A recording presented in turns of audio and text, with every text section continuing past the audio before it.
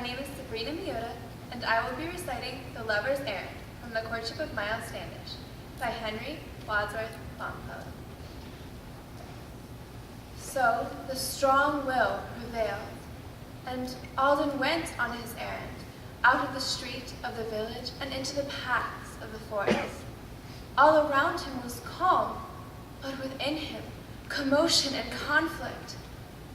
Must I relinquish it all? He cried with a wild lamentation.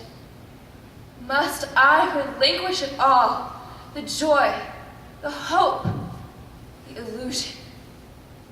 Was it for this I have waited and worshipped in silence? Was it for this I have followed the flying feet and the shadow over the wintry sea to the desolate shores of New England? This is the hand of the Lord. It is laid upon me in anger. This is the cross I must bear, the sin and the swift retribution. So through the Plymouth woods John Alden went on his errand, gathering still, as he went, the May flowers blooming around him. Puritan flowers, he said, and the type of Puritan maidens, modest and simple and sweet, the very type of Priscilla. So I will take them to her, to Priscilla, the May flower of Plymouth, modest and simple and sweet. As a parting gift will I take them, breathing their silent farewells as they fade, wither, and perish, soon to be thrown away, as is the heart of the giver. So through the Plymouth woods John Alden went on his errand, heard, as he drew near the door, the musical voice of Priscilla, singing the 100th psalm, the grand old Puritan anthem. Then, as he opened the door, he beheld the form of the maiden seated beside her wheel, while, with her foot on the treadle, she guided the wheel and its motion over him rushed like a wind that is keen, cold, and relentless. Thoughts of what might have been and the weight, woe of his errand. So he entered the house, and the hum of the wheel and the singing suddenly ceased. For Priscilla, aroused by his step on the threshold, rose as he entered and gave him her hand in signal of welcome, saying, "I knew it was you when I heard your step in the passage, for I was thinking of you as I sat there, singing, spinning, awkward and dumb with delight that a thought of him had been mingled thus in the sacred song that came from the heart of the maiden. So he stood there, abashed, and gave her the flowers for an answer.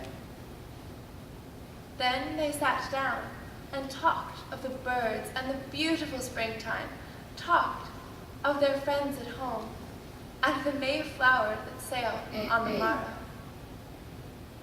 "I have been thinking all day," said gently the Puritan maiden, "dreaming all night and thinking all day of England. You will say it is wrong, but I cannot help it. I almost wish myself back in old England. I feel so lonely and wretched."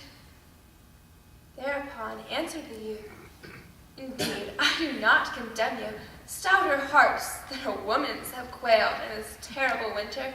Yours is tender and trusting, and needs a stronger to lean on.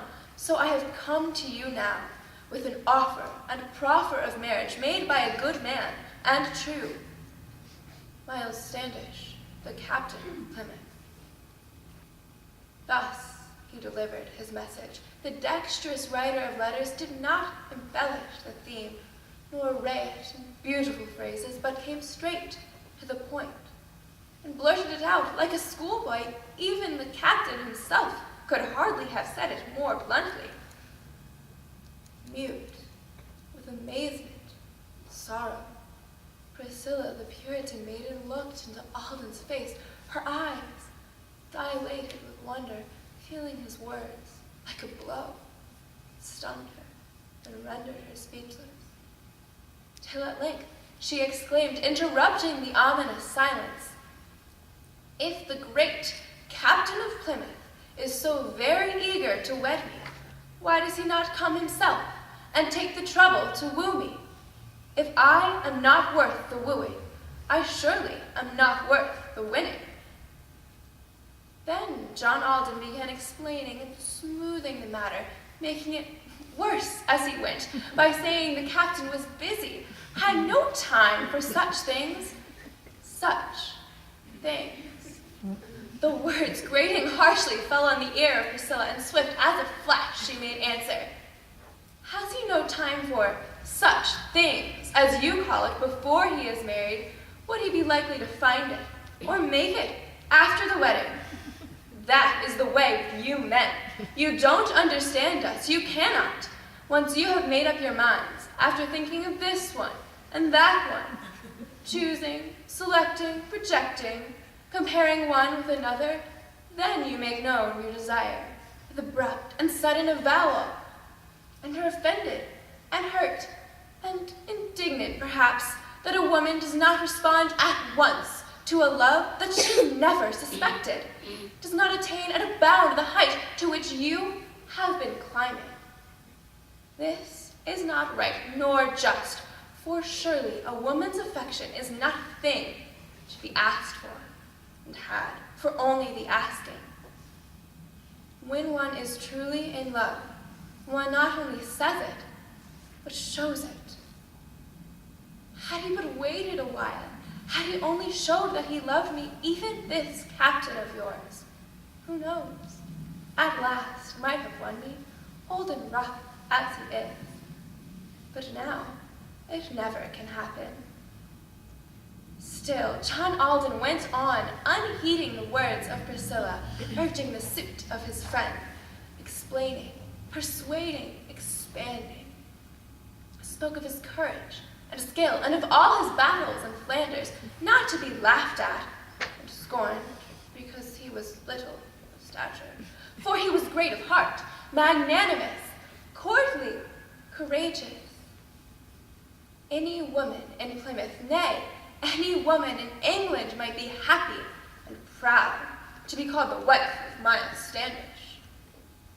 But as he warmed and glowed in his simple and eloquent language, quite forgetful of self and full of the praise of his rival, archly the maiden smiled, and, with eyes overrunning with laughter, said in a tremulous voice, "Why don't you speak for yourself, John?"